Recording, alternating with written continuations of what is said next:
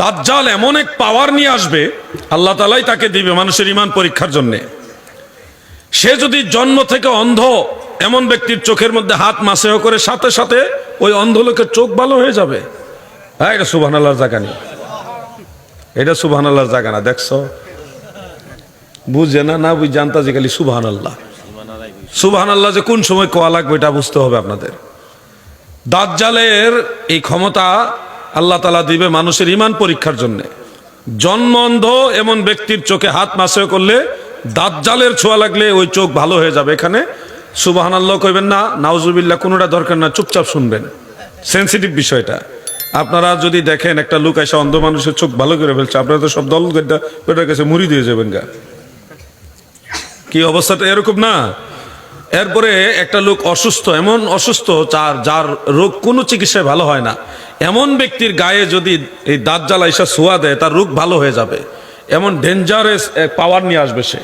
তো একটা লোক যদি আপনাদের 50-এ আইসা একটা কুষ্ঠরোগী বা এমন মারাত্মক রোগী, ক্যান্সার রোগী, মারা যাবে নিশ্চিত, তার গায়ে হাত রাখার পরে সে ভালো হয়ে গেছে, এই দৃশ্য দেখলে তো আপনারা দল বাইন্দা তার কাছে মুড়ি দিবেন নাকি? এরকমই তো, আপনারা বুঝতে হবে বিষয়গুলি, ভালোভাবে খেয়াল করেন। দাজ্জাল এমন ক্ষমতা নিয়ে আসবে, আকাশে 1 ফুটা মেঘ নাই, মানুষের বৃষ্টি প্রয়োজন, বৃষ্টির জন্য আল্লাহর কাছে দোয়া করতেছে কিন্তু বৃষ্টি হচ্ছে না। এমন অবস্থায় দাজ্জাল আইসা বলবে, আমি তোমাদেরকে বৃষ্টি দিব তোমরা যদি আমাকে মানো। তো সবাই বলবে, আপনি আবার বৃষ্টি দিবেন কিভাবে?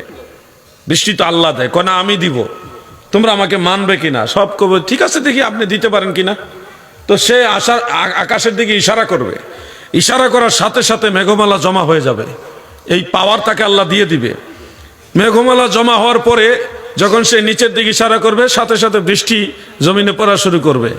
এই দৃশ্য দেখে বহু মানুষ ঈমান হারা হয়ে যাবে, বলবে, ওরে বাবা, তার কি বিশাল পাওয়ার, সে তো বৃষ্টি নামায় ফেলতে পারে। ঠিক আছে, তোমাকে মেনে নিলাম, এরকম বহু মানুষ তাকে মানবে। দাজ্জাল কেমন পাওয়ার দিবে? একজন গরিব মানুষ, খুবই হতদরিদ্র, তার ঘরের কিনারে গিয়ে বলবে, আমি তোমাকে ধনী বানায় দিতে পারি যদি আমাকে মানো। কিভাবে? যে তোমাকে আমি অনেক হীরা মণিমুক্তা, অনেক দামি দামি মানে মাটির নিচে সম্পদ দিয়ে দিব। সে বিশ্বাস করবে না, বলে এটা কিভাবে সম্ভব? তখন এই দাজ্জালকে আল্লাহ এমন পাওয়ার দিবে, মাটিকে বলবে, এই তোমার ভিতরে যা আছে বের করে দাও।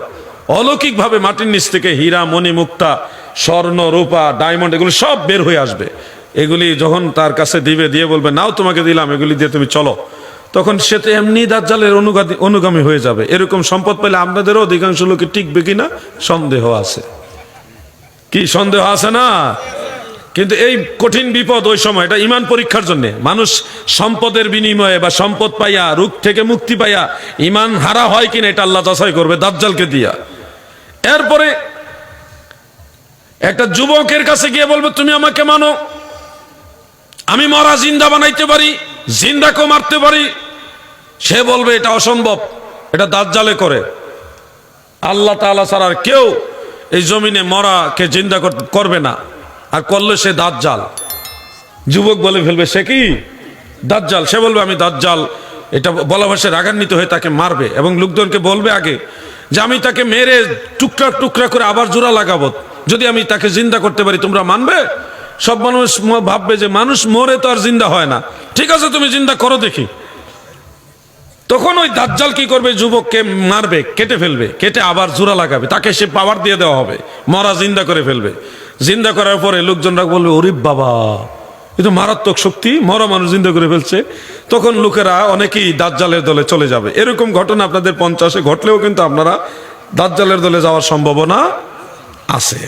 ভাই আমার, আপনাদের এগুলি খেয়াল রাখতে হবে। অলৌকিক ঘটনা থেকে দৌড় দেওয়া যাবে না। অলৌকিক ঘটনা দাজ্জাল দেখাবে, শয়তানও দেখায়।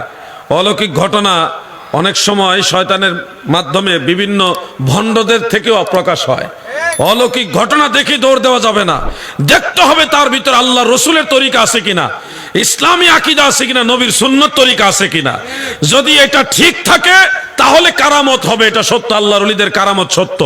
কিন্তু আকীদা সঠিক না, নবীর সুন্নত তরিকা নাই, সুন্নতের উপর আমল নাই, সে যদি আইসা বলে কারামত অলৌকিক ঘটনা দেখাইছি, কোশ্চিন কালেও তার এটা বিশ্বাস করা যাবে না।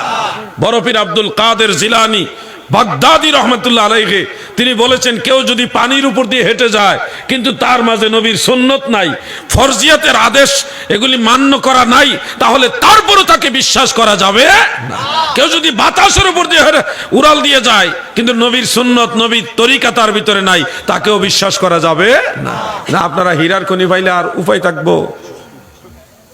ভাই আমার, আল্লাহর নবী বলেছেন পৃথিবীর বেশিরভাগ মহিলা দাজ্জালের অনুসারী হয়ে যাবে, বেশিরভাগ মা বোনেরা দাজ্জালের অনুসারী হয়ে যাবে, কারণ দাজ্জালে পানি ফোঁড়াও দেওয়া লাগে না, শৈলী ভালো হয়ে যায়।